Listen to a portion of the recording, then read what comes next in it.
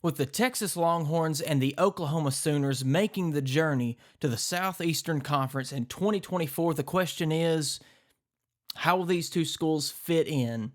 Can they make it? Can they compete at a high level, along with your Alabamas and your Georgias, LSUs, among others? That's the question that everybody is asking. At least I'm asking that. And we're going to find out right now, today, on this video, real quick. So, as you all know, like I just said, the two schools making their journey to the SEC. And if you're going to come to the SEC, you've got to bring something big to the table, right? They're not just going to accept anybody. This is sacred ground here. And we saw the previous conference alignment years ago, back in the early 2010s, with Texas A&M and Missouri coming to the conference. Missouri has had some success. Texas A&M has had some success. I'm not gonna put anything past them. I'm not gonna leave them out. I'm not gonna diss them. But the level of competition hasn't been incredibly great by those teams. Will Texas and Oklahoma make a difference and bring a national title maybe in the next few years? Let's go ahead right here and let's start off with their schedule in 2024. We'll start out right here with Texas, and Texas is going to have a big welcome party, okay? Out of the two draws, both of these teams are going to have a pretty rigorous schedule right here. Of course, we know the SEC is continuing the 8-conference opponent model, and for the foreseeable future, that's what it's going to be. At some point, we'll probably make it to 9, but we're at 8 now. First of all, they're going to play Colorado State to start the year. That'd be a good start. Get a win under the belt. But then check this out. They have to play the Michigan Wolverines at Michigan. Look, Michigan, we know Harbaugh is gone. This is the national champions, the defending national champions here, but this is not the same team, okay? So right there, you have a tough non-conference opponent for 2024 for Texas, and I think they're going to get right past them, and I think they're going to move on. They'll have UTSA and Louisiana Monroe before their first SEC test versus Mississippi State. That will be a home game in Austin, Texas, and they're going to welcome the Bulldogs to town. And look, that'll be a great start for them.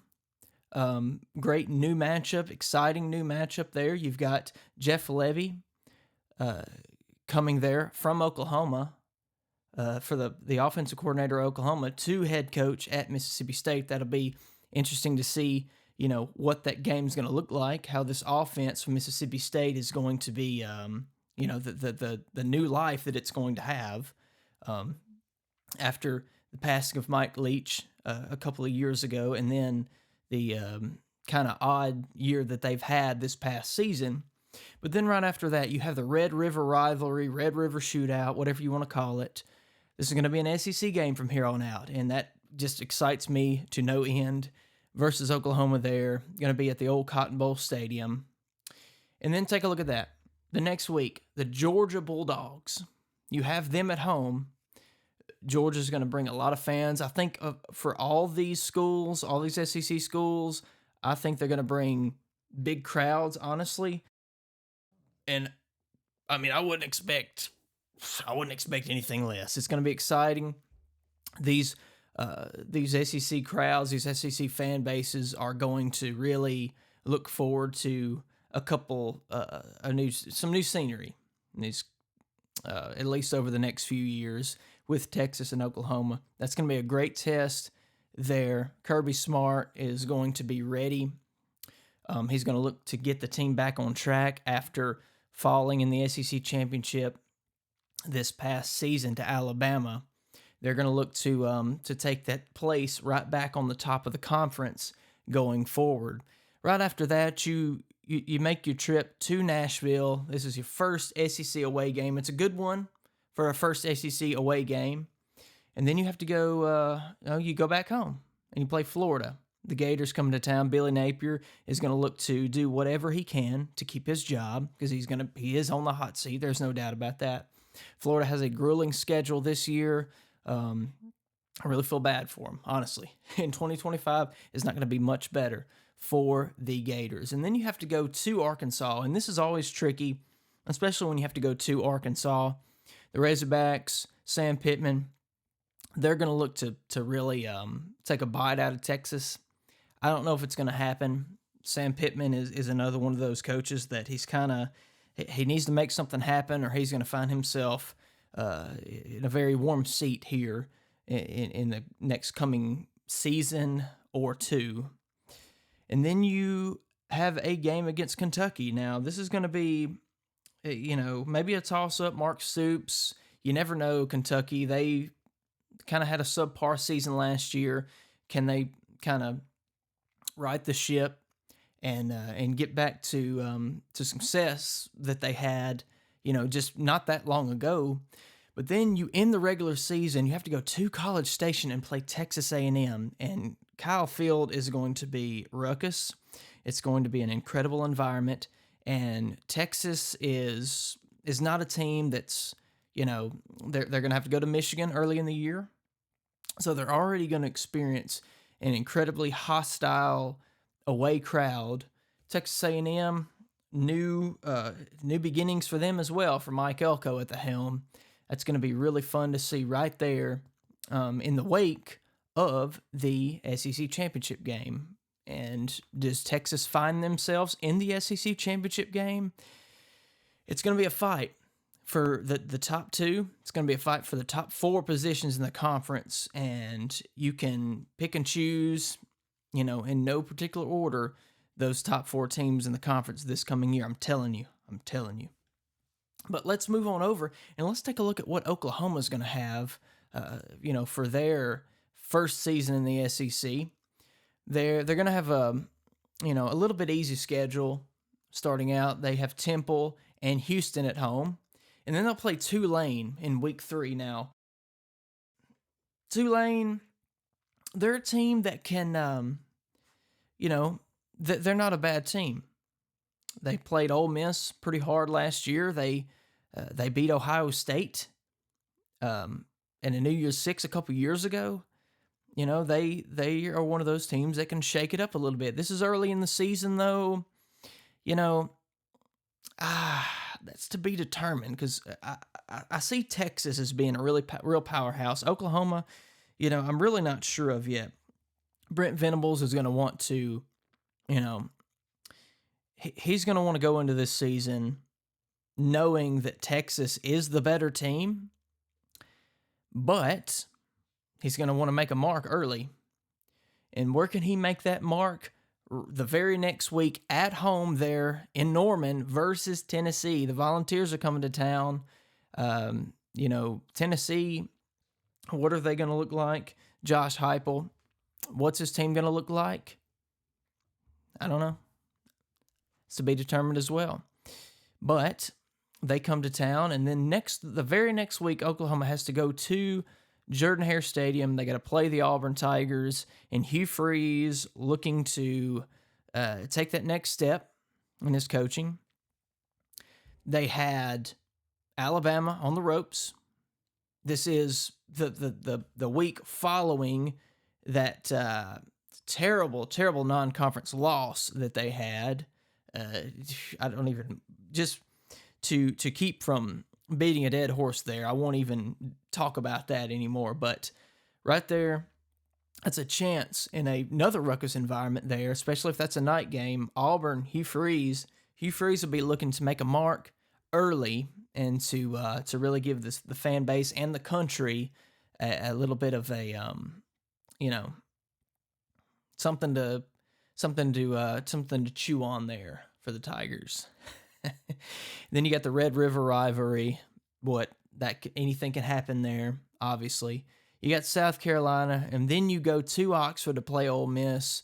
Now, this right here has the chance, if these two teams are undefeated at this point in the season, you have a chance of having game day in the Grove, ESPN primetime game, all the pomp and circumstance, all the tradition, all those things to that matchup. The whole nation could be watching that game right there. And that's going to be an incredible game to watch. And, whatever happens in that game, they get a pretty good breather. The next week, they have Maine coming to town.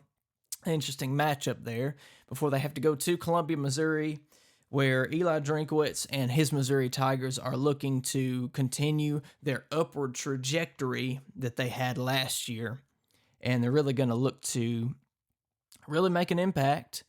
And could Missouri be undefeated at that point of the season? It's likely. It's likely. Missouri, never count them out. And then take a look at this. Oklahoma, they have a home game versus the Alabama Crimson Tide. Kalen DeBoer at the helm, the new man in charge there in Tuscaloosa after a lot of years in the Nick Saban system. With the Nick Saban system, all those national titles, 16, 10-win seasons or something like that. That's going to be a incredibly hard test. And then look at that. Right after that, you have to go to Death Valley, to Baton Rouge to play the LSU Tigers. And let me tell you, look, Jaden Daniels gone to the NFL, Heisman Trophy winner. That LSU Tigers team is not going to be any less talented than they were. Look, if they figure out the quarterback position, they could be nasty, honestly. So there's your schedules. Honestly, if we look at these schedules, I think Texas has a better draw. Oklahoma has got a grueling schedule. You look at that. You got to play Tennessee. You got to go to Auburn. You obviously have to play your rival Texas. You got to go to Oxford, to Columbia, Missouri, to Death Valley, and you got to play Alabama. Home or away, Alabama is a tough game. Regardless, if you played it on the moon, it would be a hard game. I think Oklahoma's got a tougher draw here. Texas has a chance to, drum up a lot of wins here. But like I said, Oklahoma could go on a tear, and by the time they reach, that October 26th game versus Ole Miss Rebels, that could be a shootout, and two possibly top 5 teams. I know for sure 2 top 10 teams at that point in the season. But, schedules are only one thing, right? Let's talk about how they're recruiting. Okay, so you think, all right, you got your Alabamas and Georgias, LSUs, Floridas. You've got all these teams that always recruit on a very high level, and there's a lot of a track record for all those teams for that. Everybody wants to go to the Southeastern Conference. If you don't go to the Big Ten, you want to go to the SEC. Well, Texas, doing pretty good.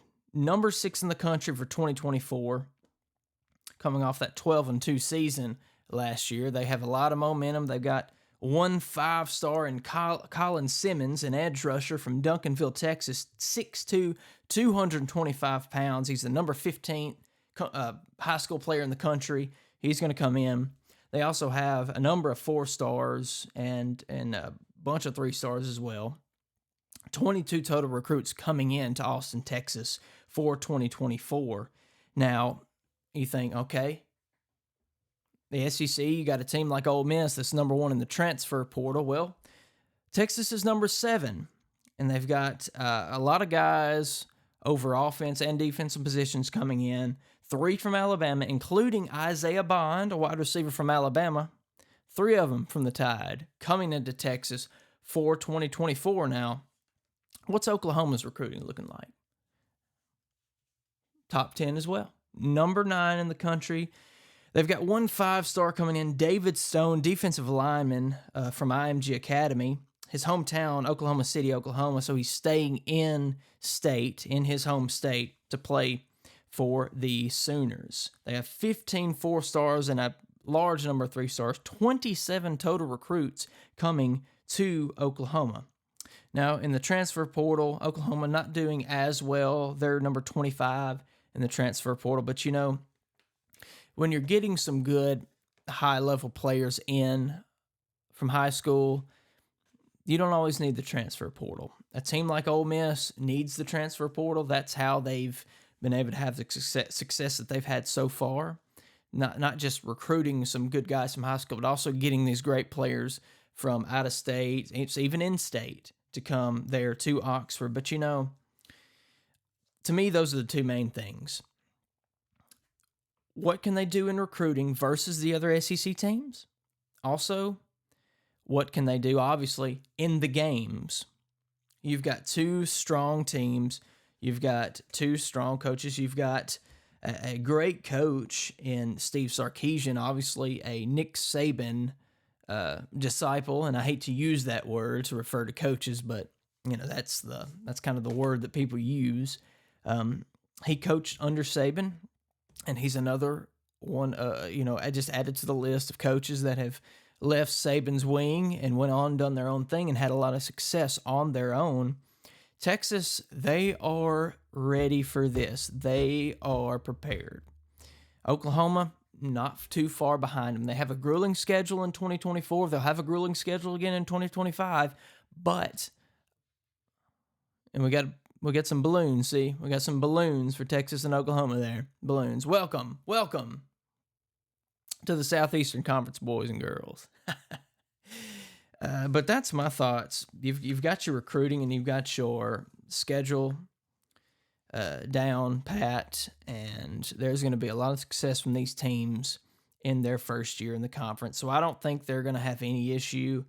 And honestly, I like what the SEC's doing. Yeah, the Big Ten has got all these players, all these Pac-12 teams coming in. You've got some Pac-12 teams going to the ACC. Nobody, I think, has it better than the SEC does. Now, you could say, you got USC, UCLA coming there to the Midwest to play in the Big Ten. I still think that among Washington and Oregon, obviously, to the Big Ten, but I think you've got a great thing going there. You got 16 teams in a conference that's still sort of maintaining its borders in the contiguous southeastern United States. But, we're in early 2024. Spring practices are starting. Spring games coming up here pretty soon. For Texas and Oklahoma, it's going to be a great first year for them. What's their toughest challenge? The toughest challenge is just waiting. It's the waiting game. We're several months away from August, from September, when these games begin. And I look forward to each and every one of them.